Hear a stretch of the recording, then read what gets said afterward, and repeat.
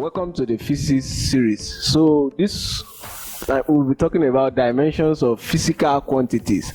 Now let's divide the broad topic into two dimensions, physical quantities. Now let's talk about physical quantities first.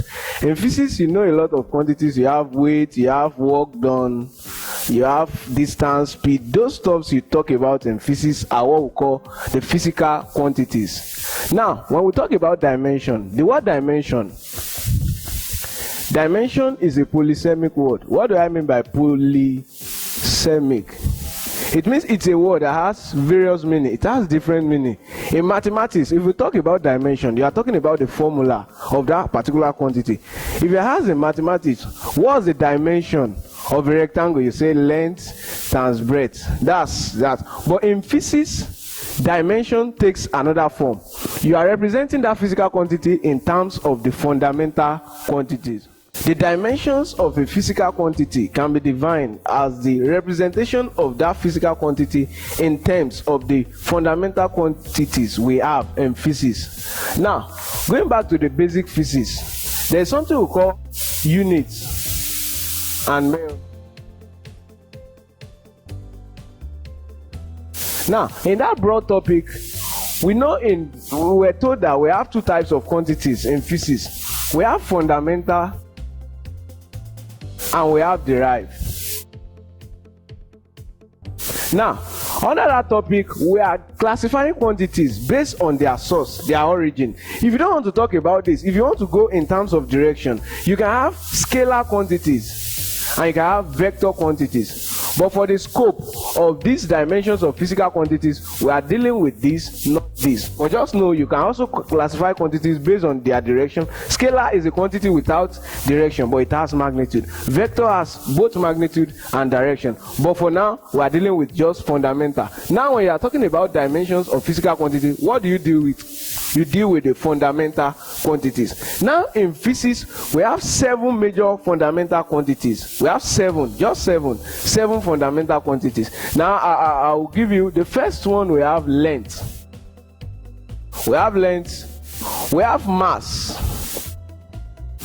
Remember, we have time. We have temperature. We have electric current. We have amount of substance.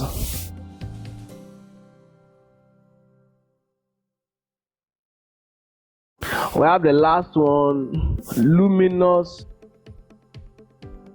intensity.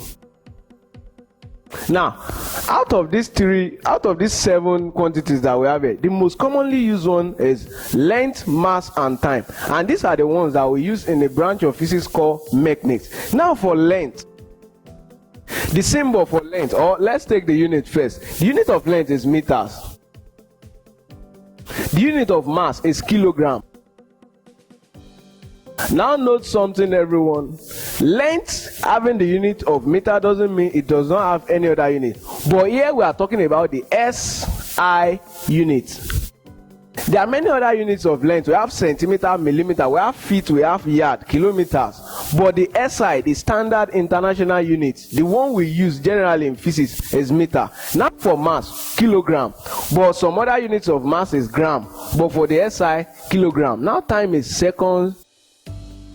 Temperature is Kelvin, not degrees C. Degrees Celsius is another unit, but the SI is Kelvin. Now for electric current, it is ampere. Amount of substance, mole. This unit is commonly used in chemistry. Luminous intensity, this is talking about light, candela. Now if we move to the symbol,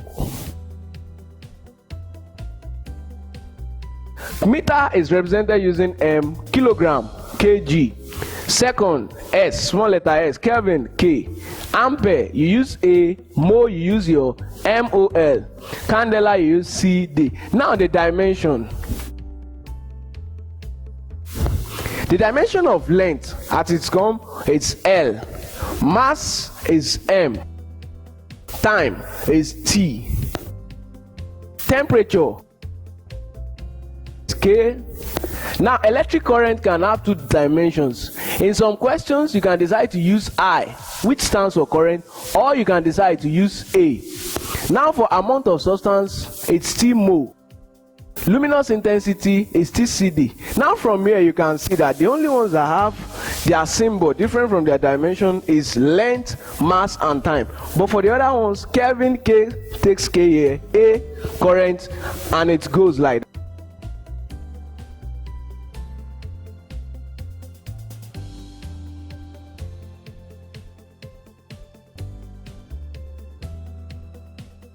Now since we've talked that in dimensioning we represent the quantity in terms of the fundamental quantity. Now let's take one basic example, speed.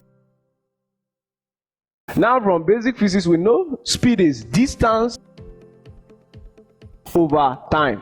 What is the dimension of length? We know that is L. Now for time it is T. So in this way, using law of indices, that's LT raised to power minus 1.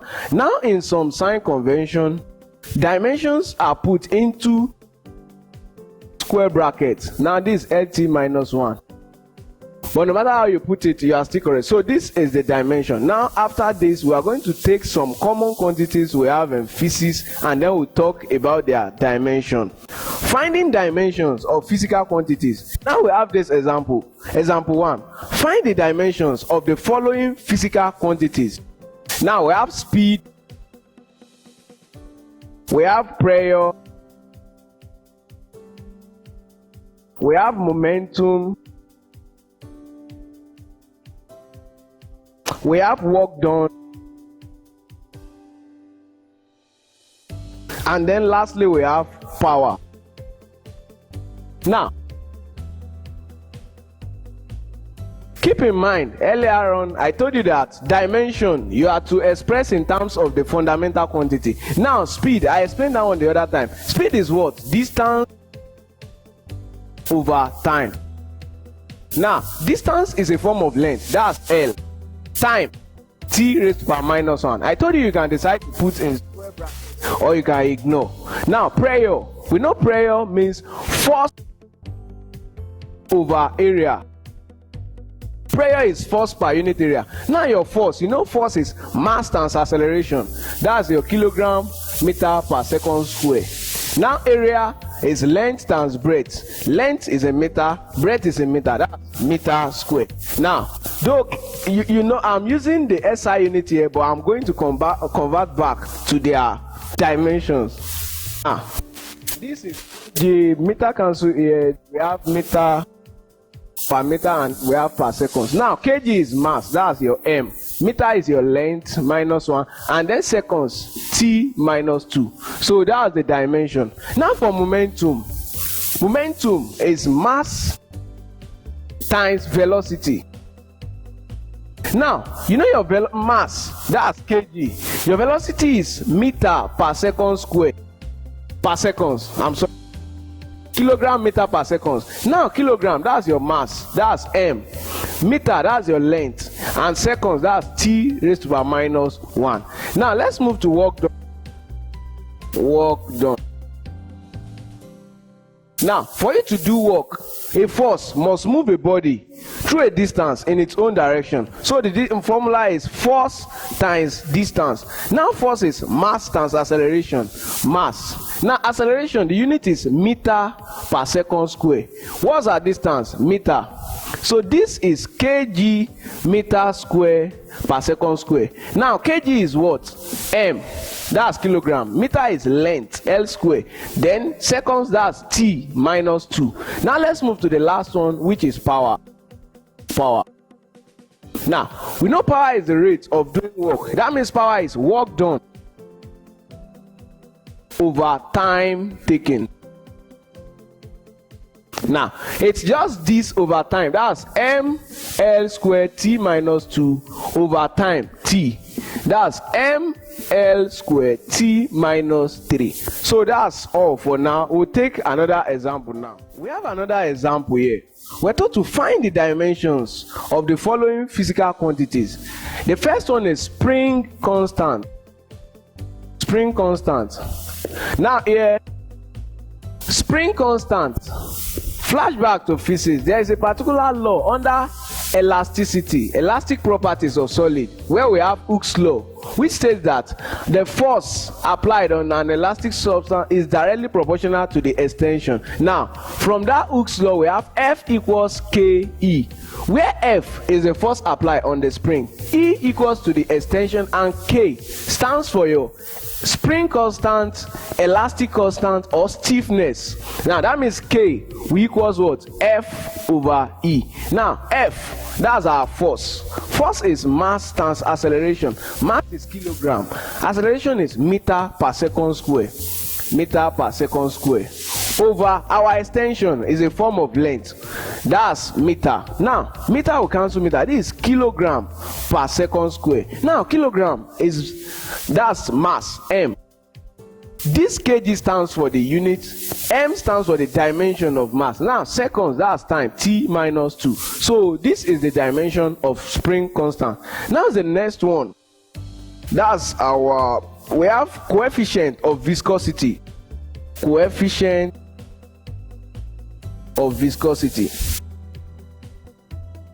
Now there is a topic called friction in physics. We have two types of friction. We have solid friction and then we have fluid friction. No fluid is your liquid and your gas. Fluid is just the compound name for liquid and gas. Now solid friction is for solid object. Now when you come to fluid friction, you can also call it viscosity. Now the coefficient of viscosity is represented using this symbol. Now the formula is force over area times velocity gradient. Velocity gradient. Now I know many of you won't have problem with force, area. Now velocity gradient. In physics, when you hear a unit gradient, velocity gradient, another gradient we have in physics is temperature gradient. Temperature gradient. Now the scope is this. When you hear velocity gradient, what that means is change in velocity over unit length. Temperature gradient is change in temperature over length. So here you know what velocity gradient mean now, and now you know there is another one called temperature gradient. So change in velocity is just v2 minus v1 over L. Now coming back here, we have our force here. We know force is mass times acceleration. That's kilogram. Acceleration is meter per second square. If you are wondering, acceleration is rate of change in velocity. That's change in velocity over time. Now when there is a change in velocity, velocity minus velocity will still give you velocity. That's meter per seconds. Now over time is seconds. So this will give us ms minus 1. Law of indices, bring this up. This one is having 1 minus 1. That's how we have ms minus 2. So coming back here, we are okay with this. Now area, that's length times breadth. That's still meter square times. Now velocity gradient, I told you it means change in velocity. Now if we have, let's say our v2 is 20 meter per second, v1 is 10 meter per second, 20 minus 10, that's still 10 meters per second. So our final unit for change in velocity will still be meter per second. So this will be meter per seconds over unit length, that's meter. Now we proceed to divide kilogram meter per second square over, now meter, we cancel meter here. So this is meter square from here times, what do we have left here? S raised to the power minus 1. Now kilogram, we have meter here, we have meter here. Now this m, this one is having 1 raised to the power minus 1 raised to the power 1. Now these two coming up, that's minus 2. We take our seconds, s, this is minus 2 minus the minus 1 that is coming here, minus 1.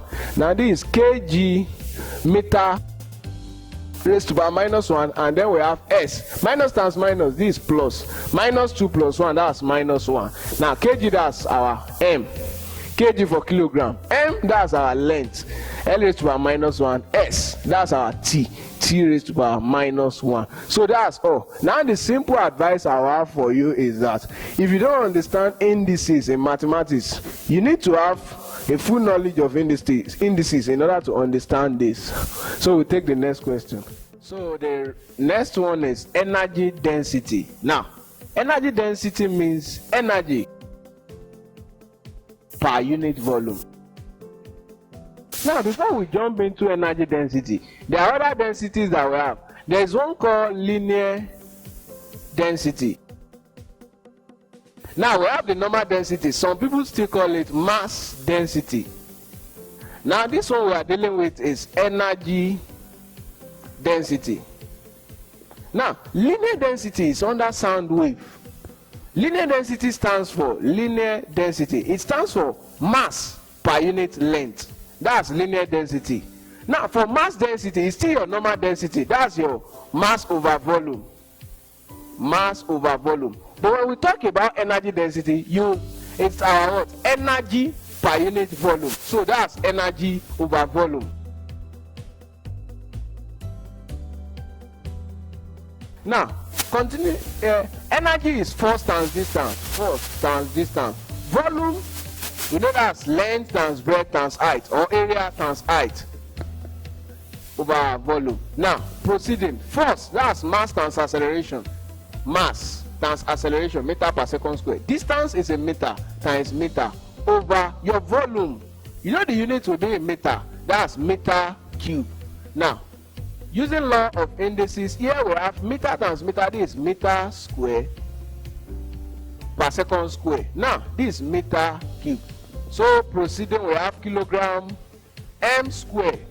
3 is coming up minus 3, s minus 2. So this is kg per meter per second square. Now kg stands for your mass, m. Meter, that's your length, L minus 1. And then your seconds, T minus 2. So this is the dimension of energy density. Now the next one we have is surface tension. Surface tension. Let me bring it down a little bit. Surface tension. This is just a phenomenon in which the surface of liquid will act like an elastic material, elastic surface. Now the unit for surface tension, from the word tension, that's force. Surface tension is force per unit length, force over length. Now coming back here, now at this point in time, you will know majority of the units we have, the quantities we have in physics, force always appears. So it's better you just know force. Mass times acceleration. Now per unit length, this is meter. Meter will cancel meter. This is kg per second square. Now kg is mass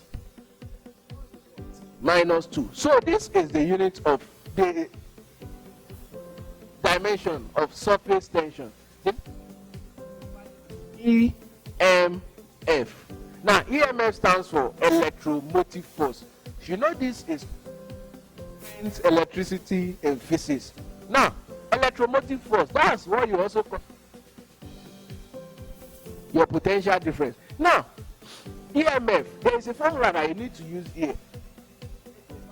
Under current electricity, in which the work done in moving charge through V, where V stands for your EMF or your potential difference. We are trying to make EMF appear in terms of our fundamental quantity. W equals QV. We are making V subject of the formula. V will equals W. W stands for work done. Q for charge. V for our EMF. That's force times distance. Now your Q, remember, equals Q over T. Current is your rate of what? IT. So Q here we are using the fundamental quantity. T is also a fundamental quantity. So times acceleration.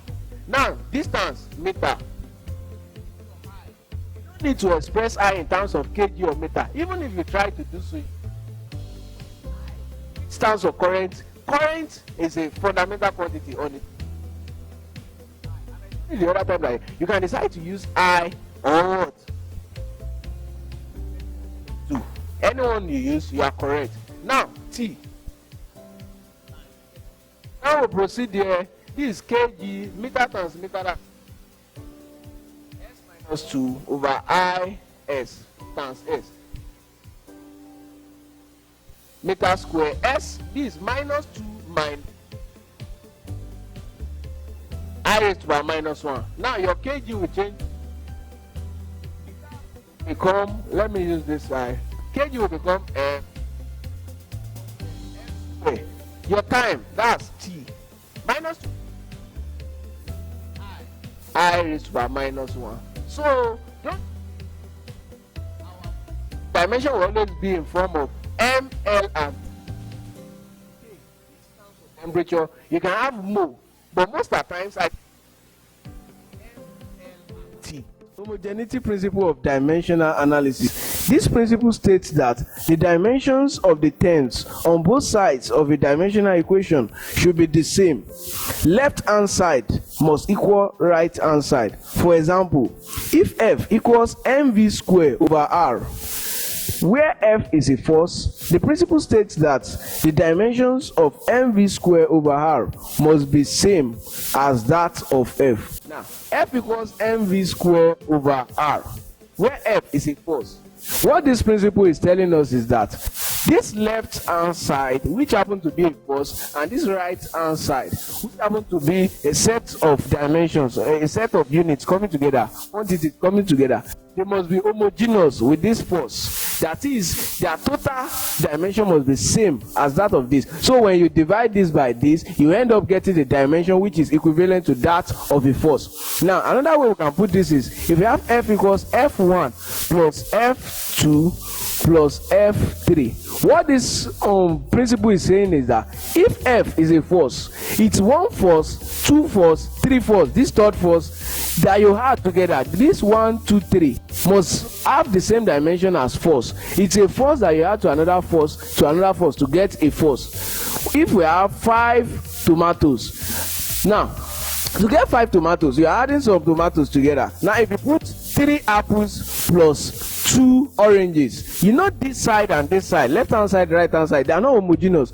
You can't add 3 apples to 2 oranges to get 5 tomatoes. So what this principle saying is just same as this. When you have f equals f1 plus f2 plus f3, the dimension of this and this must be equivalent to that of f. We have question 1. The force F experienced by a body is given by F plus B, where L is the length of a body and V is the velocity at which the body is moving. Find the dimensions of A and B. Now, F equals AL plus BV. F is a force. Of length is the length. V is the velocity of the body. V stands for velocity. We're talking A and B. Now remember that principle of homogeneity. What's that saying? That means AL must be equivalent to force, BV must be equivalent to force. It's a force that you have to another force to get a bigger force. So what we are saying here is the dimension of F is equivalent to that of what? AL, and the dimension of F is equivalent to that of what? BV. Now here, force is mass times acceleration. This is kilogram meter per second square equal AL. AL is length M. Now we are making A subject of the formula. This is kg meter per second square over meter. Meter will cancel meter. This is kg S minus 2. This is kg, that's M. S is T minus 2. Now, note something. This sign means equivalency. We are not saying F is the same, is equals to AL. We are only saying the dimension of F is same as that of what? AL. Now doing this, we got the dimension of A to be what? MT minus 2. Now moving to the second one. F, that's the kilogram, mass times acceleration, meter per second square, equals BV. Now we know our velocity is meter per second. Now, meter per second. So we have to make B subject of the formula. Kg meter per second square over meter per second. Now meter will cancel meter here. This kg per second square. Now you have minus 1. We are using law of indices here. Kg S. Now minus 2. Minus times minus plus 1. This kg minus 2 plus 1. That's minus 1. This kg, that's mass, mt raised by minus 1. So that dimension, so you put, therefore dimension of A is mt raised by minus 2, B is mt raised by minus 1.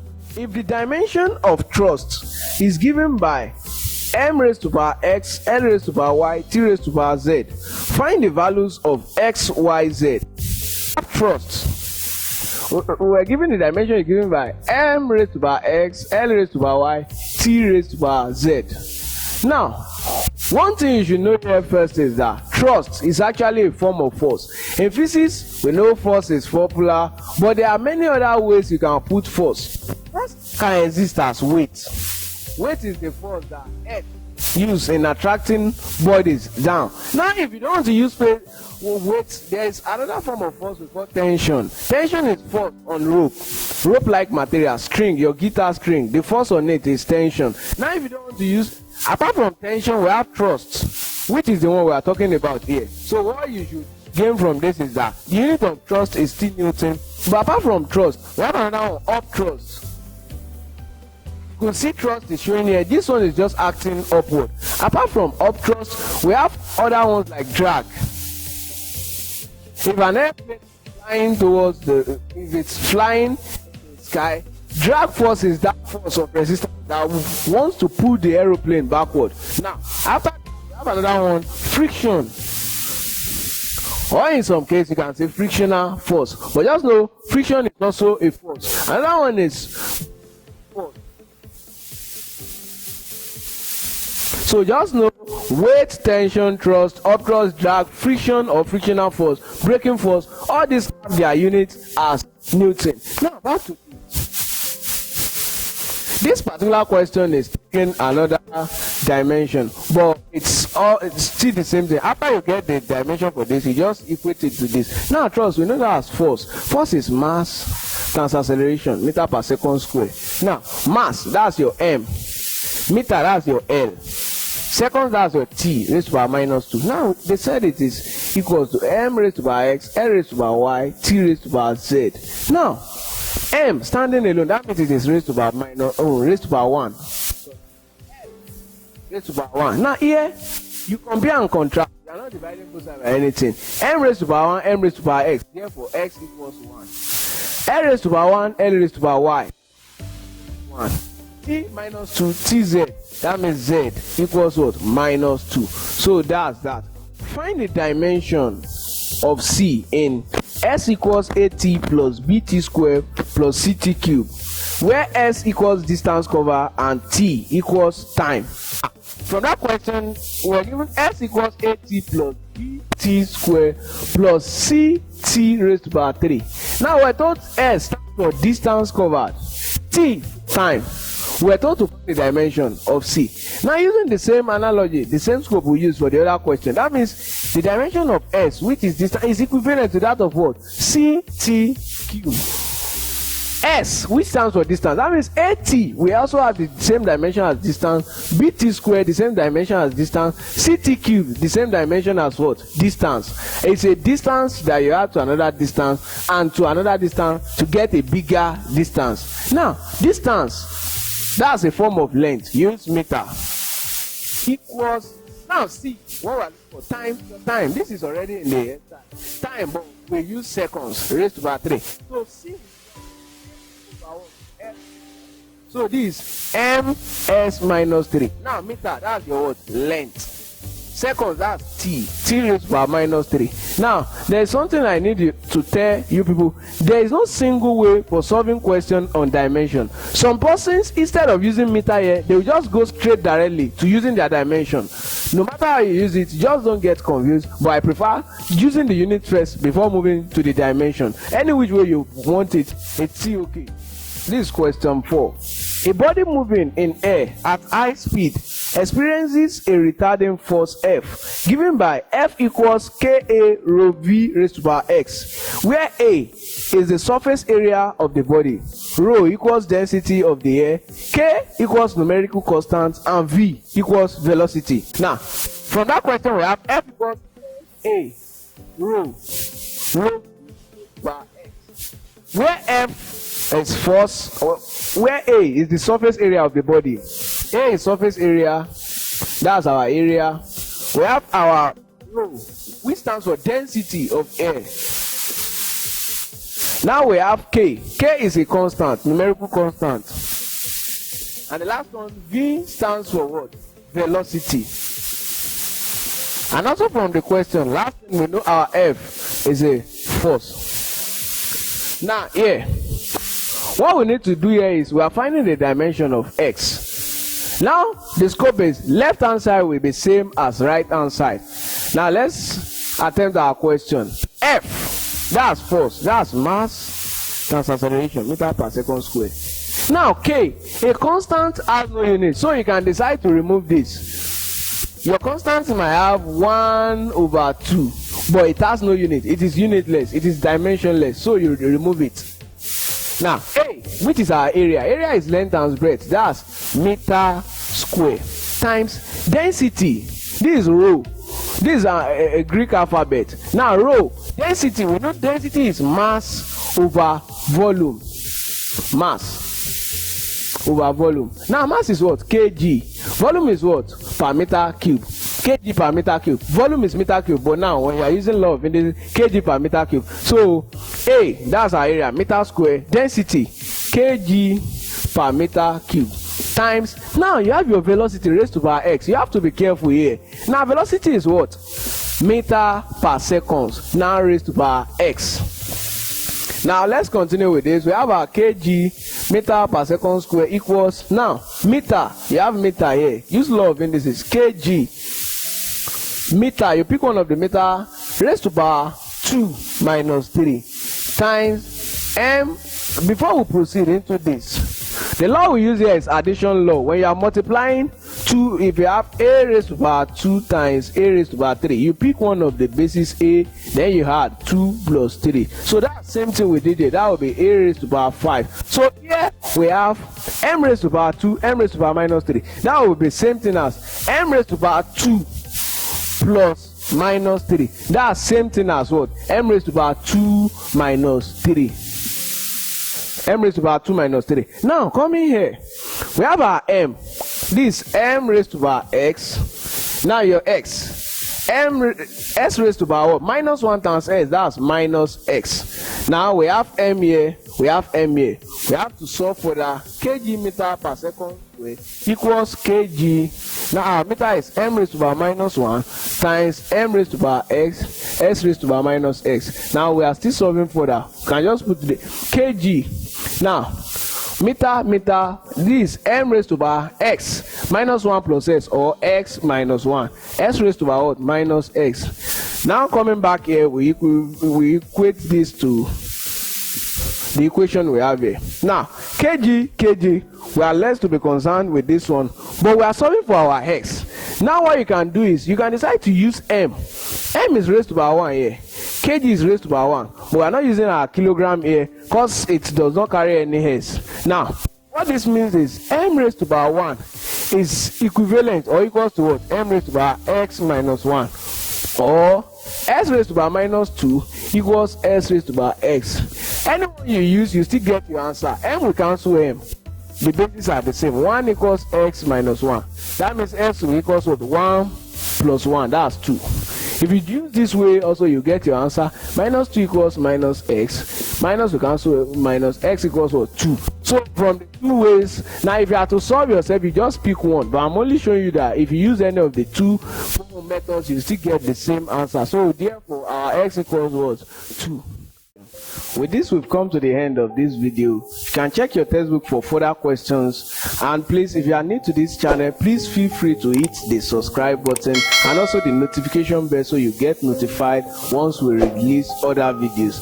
Thank you and God bless you.